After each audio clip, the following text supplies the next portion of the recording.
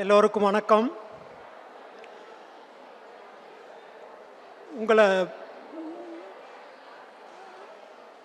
ரொம்ப கொடுமைப்படுத்துறேன்னு நினைக்கிறேன்.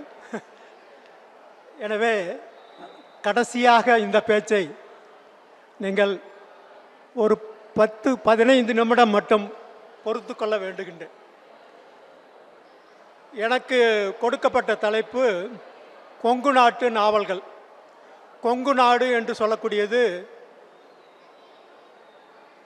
கோவை, ஈரோடு, சேலம், இன்றைக்கு இருக்கக்கூடிய கரூர் போன்ற இந்த திருப்பூரினுடையது எல்லாமே சேர்ந்த ஒரு நாடு, ஒரு மண்டலம் என்று சொல்லக்கூடியது கொங்கு நாடு.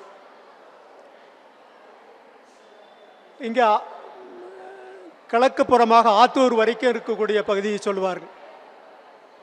இந்த கொங்கு மண்டலத்தை எப்பொழுதுமே வரலாற்று நூல்களில், பாடத்திட்டங்களில் மிக குறைவாகத்தான் சொல்லித்தந்தார்கள். வரலாற்று துறையில் வரலாறு படிக்கக்கூடியவர்கள் சேர, சோழ, பாண்டிய மண்டலங்களை அதோடு சேர்ந்து பல்லவர்களுடைய தொண்டை மண்டலத்தை பற்றி பேசுவார்கள். ஆனால் கொங்கு மண்டலத்தை விட்டு விடுவார்கள். கோவையில் இருந்த ஆர்கே சண்முகம் செட்டியார் என்று சொல்லக்கூடிய ஒரு கல்வி அமைச்சர், மத்திய அரசாங்கத்தில் கல்வி அமைச்சராக இருந்தவர் சொல்லியிருக்கிறார், கொங்கு மண்டலம் கலைகள் வளராத மண்டலம் என்று சொல்கின்றார். கொங்கு மண்டலத்தில் தஞ்சாவூர் போலவோ மற்ற மண்டலங்கள் போலவோ வளமான மண்டலம் அல்ல. எனவே இங்கே நிம்மதியாக பொழுதுபோக்கக்கூடிய ஓய்வு நேரங்கள் கிடைப்பது கடினம். ஓய்வு நேரங்கள், பொழுதுபோக்குக்கான நேரங்கள் இருந்தால் மட்டும்தான் இலக்கியமோ கலைகளோ வளரும். எனவே கொங்கு நாட்டிலே கலைகளே இல்லை, கலைகளே வளரவில்லை என்று சொன்ன ஒரு காலம் இருந்தது. ஆனால் பிற்காலத்திலே திரைப்படம், சினிமா போன்றவை எல்லாம் வந்தபோது கோவையில் தான் அந்த ஸ்டுடியோக்கள் என்று சொல்லக்கூடிய அந்த சிஸ்டம் கோவையில் தான் உருவாச்சு. சேலத்தில் மாடர்ன் தியேட்டர்ஸ் உருவாச்சு. பிறகுதான் அது சென்னைக்கு மாறியது. அதே போன்று இங்கே இருக்கிற நாட்டுப்புற கலைகள், நம்ம கொங்கு நாட்டினுடைய கலைகள், நாட்டுப்புற கலைகள் என்ன என்று கேட்டால் நிறைய பேருக்கு, படித்தவர்களுக்கு கூட தெரியாது. இங்கே எதுவுமே இல்லை. எல்லாமே தென்பகுதியிலும் ஜெஞ்சி போன்ற கிழக்கு பகுதிகளிலும் தான் தெருக்கூத்து போன்றவை இருக்கின்றன. இங்கே கொங்கு மண்டலத்தில் அவை இல்லை என்று சொல்லக்கூடிய ஒரு காலம் இருந்தது. பிரண்டா பெக் என்று சொல்லக்கூடிய ஒரு வெளிநாட்டு அம்மையார் இங்கே வந்து கொங்கு நாட்டில் இருந்து கவுண்டர்களை பற்றி ஒரு பெரிய ஆராய்ச்சியை செய்தபோது இங்கே இருக்கிற அண்ணன்மார் சுவாமி கதை என்று சொல்லக்கூடிய ஒரு கதையை பதிவு செய்து பிரபலமாக்கினார். அதற்கு பிறகுதான் கொங்கு மண்டலத்திலே கூட ஒரு நாட்டுப்புற கலை இருக்கின்றது என்பதை பற்றி நமக்கு தெரிந்தது. அதுபோல் இங்கே தக்கை ராமாயணம் என்று சொல்லக்கூடிய ஒரு ராமாயணம் இருக்கின்றது. அதை பற்றி நிறைய பேருக்கு தெரியாது. உண்மையிலே கொங்கு மண்டலத்துக்கு மீறி தமிழ்நாடு முழுவதும் பாராட்ட வேண்டிய ஒரு நாட்டுப்புற காவியம் என்று சொன்னால் தக்கை ராமாயணத்தை சொல்லலாம். அந்த தக்கை அடித்து கொண்டு, உடுக்கை போன்று பெரிய வடிவத்தில் இருக்கிற தக்கையை அடித்து கொண்டு அதை பாடுவார்கள். கம்பன் பாடிய ராமாயணத்தை 2 பாடல்களை, 2-3 பாடல்களை ஒரு பாடல் ஆக்கி நாட்டுப்புற பாடல் வடிவத்திலே அவர் மிக அழகாக அதை செய்திருக்கின்றார். எம்பெருமான் கவிராயர் என்று சொல்லக்கூடிய திருச்செங்கோட்டு சங்ககிரி பக்கத்தில் இருந்த ஒரு கவிஞர். இப்படி பாடத்திட்டத்தில் வரலாற்று துறையில் கொங்கு நாடு பற்றிய ஒரு பாடம் சேர்க்கப்பட்டது. பிறகுதான் கொங்கு நாட்டை பற்றி சில பேர் வரலாறு எழுதினார்கள். அதில் நம்ம கோவையை சேர்ந்த ராமச்சந்திரன் செட்டியார் என்று சொல்லக்கூடிய கோவை கிளார் கொங்கு நாடு என்று சொல்லக்கூடிய ஒரு நல்ல நூலை எழுதியிருக்கிறார். இன்னொருத்தர் யா லட்சுமி நாராயணன் என்று சொல்லக்கூடியவர், இவர் பெயரை யாருமே கேள்விப்பட்டிருக்க மாட்டார்கள். அவர் கொங்கு நாட்டு வரலாற்றை எழுதியிருக்கிறார். கொங்கு நாட்டு வரலாறு சம்பந்தமான சரித்திர கதைகளையும் எழுதியிருக்கின்றார். இப்படி இந்த கொங்கு நாடு என்று சொல்லக்கூடியது பொது தமிழ் இலக்கிய வட்டத்துக்குள்ளே கொஞ்சம் கொஞ்சமாக வெளி வர தொடங்கியது. இங்கே உவே சாமிநாதையர் போல பெரிய பதிப்பாசிரியர்களுக்கு நிகராக முத்துசாமி கோனார், தெய்வ சகாமணி கவுண்டர் போன்ற பெரிய பதிப்பாசிரியர்கள் இருந்திருக்கிறார்கள். ஆனால் அவர்கள் பெரும்பாலும் கொங்கு நாட்டை பற்றி, கொங்கு நாட்டு சிற்றிலக்கியங்கள் பற்றி எழுதியதாலே வெளியிலே தெரியவே இல்லாமல் போய்விட்டார்கள். ஒரு மாபெரும் அறிஞர்களுடைய நிலை.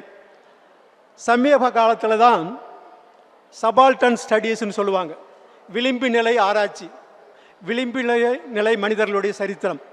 அதாவது அரசர்களை பற்றியோ அரச ஆட்சிகளை பற்றியோ இருப்பது தான் சரித்திரம் அல்ல, சாதாரண ஜனங்கள் இந்த சரித்திரத்தை எப்படி மாற்றினார்கள் என்று சொல்லக்கூடிய வரலாறை சொல்லக்கூடியது விளிம்பு நிலை சபால்டன் ஸ்டடீஸ்ன்னு சொல்லக்கூடியது. பிறகுதான் இந்த வட்டார வரலாற்றுக்கும் வட்டார இலக்கியங்களுக்கும் ஒரு மதிப்பு வந்தது என்றே சொல்லலாம். அப்படி கொங்கு நாட்டில் சங்கரராம் என்று சொல்லக்கூடிய ஒருத்தர் சேந்தமங்கலம் அந்த பகுதியை சேர்ந்தவர். அவர் பின்னாடி திருச்சி, சென்னை போன்றவற்றில் வாழ்ந்து எழுதினார். ஆங்கிலத்தில் ஆரம்பத்தில் எழுதினார், பிறகு தமிழில் நிறைய நாவல்கள் எழுதினார்.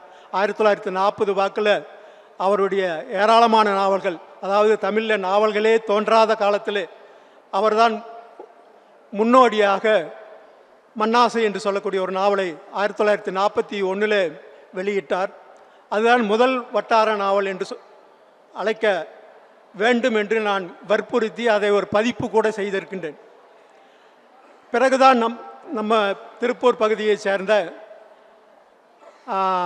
திருப்பூரை பற்றி அதிகமாக எழுதியிருக்கக்கூடிய ஆர் சண்முக சுந்தரம் என்று சொல்லக்கூடியவர் நாகம்மாள் என்று சொல்லக்கூடிய ஒரு நாவலை எழுதினார். அது 1942 வெளிவந்தது. பொதுவாக தமிழ் இலக்கியத்தில் கொங்கு நாட்டு இலக்கியத்துக்கு, கொங்கு நாட்டு நவீன இலக்கியத்துக்கு பெரிய இடம் கிடையாது. பொதுவாக தெரிந்தவர்கள் என்று சொன்னால் ஆர் சண்முக சுந்தரம், சங்கரராம் மட்டும்தான் இன்றைக்கும் பொது நாவலாசிரியர்களாக தெரிய வருகிறார்கள். சமீபத்தில் தேவி பாரதி சாகித்ய அகாதமி பரிசு வாங்கினதால் அவருடைய பெயர் தெரிகின்றது. இருந்தாலும் இவர்கள் எல்லாமே ஒரு இரண்டாம் தர எழுத்தாளர்களாகத்தான் பொது தமிழ் உலகத்திலே அணுகுகிறார்கள். ஏனென்றால் பொதுவாக இலக்கியத்தை ஒரு 3 வகையாக பிரிக்கலாம் என்று சொல்லலாம். மாஸ் லிட்ரேச்சர்னு சொல்லக்கூடிய வெகுஜன இலக்கியம், பொதுமக்களுக்கான இலக்கியம், அங்கே பொழுதுபோக்குக்கு மட்டும்தான் இடம் உண்டு. பாலியலுக்கும் வன்முறைக்கும் மட்டும்தான் அதில் இடம் உண்டு. இன்னொன்று பாப்புலர் லிட்ரேச்சர்னு சொல்லுவாங்க, ஜனரஞ்சக இலக்கியம். அதில் காந்தியவாதம், கம்யூனிசம் போன்ற லட்சியங்களை இனிப்பு தடவி சொல்லக்கூடிய அவற்றிற்கு பெயர்தான் பாப்புலர் லிட்ரேச்சர்னு சொல்லக்கூடிய ஜனரஞ்சக இலக்கியம். இன்னொன்று சீரிய இலக்கியம், சீரியஸ் லிட்ரேச்சர். இந்த சீரியஸ் லிட்ரேச்சர் தமிழில் உலகளவில் கூட ரொம்ப குறைவு தான். இந்த 3 பிரிவுகளில் கூட இன்னொரு 3 பிரிவை அடிஷனலாக சேர்த்தலான்னு. ஏனென்றால் அந்த சீரியஸ் லிட்ரேச்சரை ஹை ஆர்ட் என்று சொன்னால், அதே மாதிரி ஜனரஞ்சக இலக்கியத்தை மிடில் ஆர்ட் என்று சொல்வார்கள், வெகுஜன இலக்கியத்தை லோ ஆர்ட் என்று சொல்வார்கள்.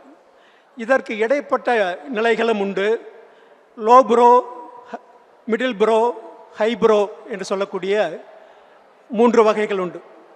ஹை ஆர்ட் உயர்ந்த இலக்கியம், அந்த உயர்ந்த இலக்கியத்தை தழுவி அல்லது போலி செய்து அதே மாதிரி எழுதக்கூடியதுக்கு ஐப்ரோ. அதே மாதிரி மிடில் ஆர்ட், உலகம் முழுவதும் மிடில் ஆர்ட்னு சொல்லக்கூடியது ஒன்று தான் மிகச் சிறந்ததாக இன்றைக்கு எல்லாராலும் நோபல் பரிசு வாங்கக்கூடியவர்கள் எல்லாமே அந்த மிடில் ஆர்ட் என்று சொல்லக்கூடிய மத்திய தரத்தை சேர்ந்தவர்கள் தான். அப்படிப்பட்ட அந்த மிடில் ஆர்ட்டில் மிடில் ப்ரோ, அந்த மிடில் ஆர்ட்டை போலி செய்து அல்லது அதே மாதிரி எழுதக்கூடியவர்கள். அதே மாதிரி லோ ப்ரோ நம்ம இதில் இந்த கடைசியாக பேச வரப்போகின்ற ராஜேஷ்குமார் இந்த மிடில் ப்ரோ அந்த லோ ப்ரோவை சேர்ந்தவர் தான், வெகுஜன இலக்கியத்தை சேர்ந்தவர். ஆனால் அவர்தான் மிக பிரபலம், தமிழ்நாடு முழுவதும் தெரிந்த ஒரு எழுத்தாளர் என்று சொன்னால் ராஜேஷ்குமாரை மட்டும்தான் இங்கே சொல்ல முடியும். ஆனால் அவர் இலக்கிய வரிசையிலே சேர்க்கப்பட மாட்டார்.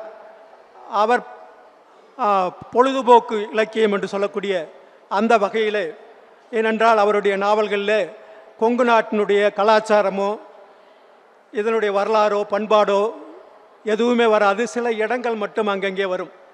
அதே போல் முதல்ல இந்த கொங்கு நாட்டினுடைய கலாச்சாரத்தையும் பண்பாட்டையும் வரலாற்றையும் இந்த சாதாரண மக்களையும் பற்றி எழுதியவர் சண்முகசுந்தரம் என்று சொல்வார்கள் நாகம்மாள். அதே போன்று சங்கர்ராமனுடைய மண்ணாசை சேலம் பகுதியை சேர்ந்த மக்களை பற்றி எழுதியவர். இவர்கள் போக இங்கே நிறைய பேர் சமீப காலத்தில் திருப்பூர் எடுத்தால் சுப்பரபாரதி மணியன் ரொம்ப பிரபலமான ஒரு எழுத்தாளர், திருப்பூரில் நிறைய நாவல்கள் இருக்கார். அதே மாதிரி இங்கே பிறந்து இன்றைக்கு கோவையில் இருக்கக்கூடிய எம் கோபாலகிருஷ்ணன் என்று சொல்லக்கூடியவர் திருப்பூரை பற்றி நிறைய நாவல்கள் எழுதியிருக்கார். மணல் கடிகை போன்ற மிகச்சிறப்பான திருப்பூர் வாழ்க்கையை பற்றி சொல்லக்கூடிய அந்த நாவல்கள். அதே மாதிரி தேவி பாரதி அருகிலே இருக்கக்கூடிய ஊரை சேர்ந்தவர். இங்கே பேச வந்திருக்கின்ற வாமு கோமு, சூரியகாந்தன், இன்னொருத்தர் சி.ஆர். ரவீந்திரன், ஆதிவாசிகளை பற்றி அதாவது மலைவாசிகளை பற்றி எழுதிய பாலமுருகன் என்று சொல்லக்கூடிய ஒரு வழக்கறிஞர், முருகவேல் என்று சொல்லக்கூடிய நாளைக்கு அல்லது இன்றைக்கே பேச போகிறார். இவர் எல்லாருமே இந்த கொங்கு நாட்டு இலக்கியத்தை வளப்படுத்தியவர்கள் என்று தான் சொல்ல வேண்டும். அவற்றிலே கொங்கு நாடு என்றாலே இன்றைக்கு தமிழகம் முழுவதும் தெரியக்கூடிய ஒருத்தர் என்று சொன்னால் ஆர். சண்முகசுந்தரம் மட்டும்தான். ஆர். சண்முகசுந்தரம் நிறைய கொங்கு மக்களை பற்றி ஒரு 20 நாவல்களுக்கு மேலே எழுதியிருக்கின்றார்.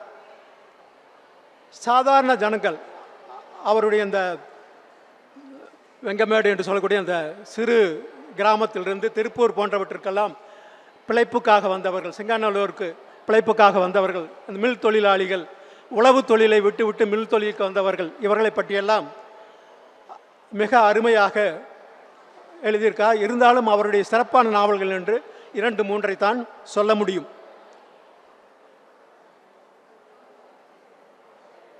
பாலமுருகன் மைசூர் அதாவது மேற்கு மலைத்தொடர்களில் இருக்கக்கூடிய அந்த மலைவாசிகளை பற்றி ஒரு ரிப்போர்ட்டேஜ்னு சொல்லக்கூடிய மாதிரியான ஒரு நாவலை எழுதியிருக்கிறார்.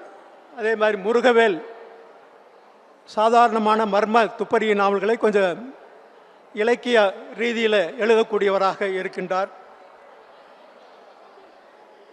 இங்கே வந்திருக்கக்கூடிய அந்த K.N. செந்தில் என்று சொல்லக்கூடிய சமீப இளைய தலைமுறை எழுத்தாளர்களில் சிறுகதைகளை எழுதி வரக்கூடியவர். கோகுல் பிரசாத் என்று சொல்லக்கூடியவர் வளர்ந்து வரக்கூடிய ஒரு விமர்சகர் என்று கூட சொல்லலாம். சினிமாவை பற்றி அதிகமாக அவர் எழுதுகின்றார். இப்படி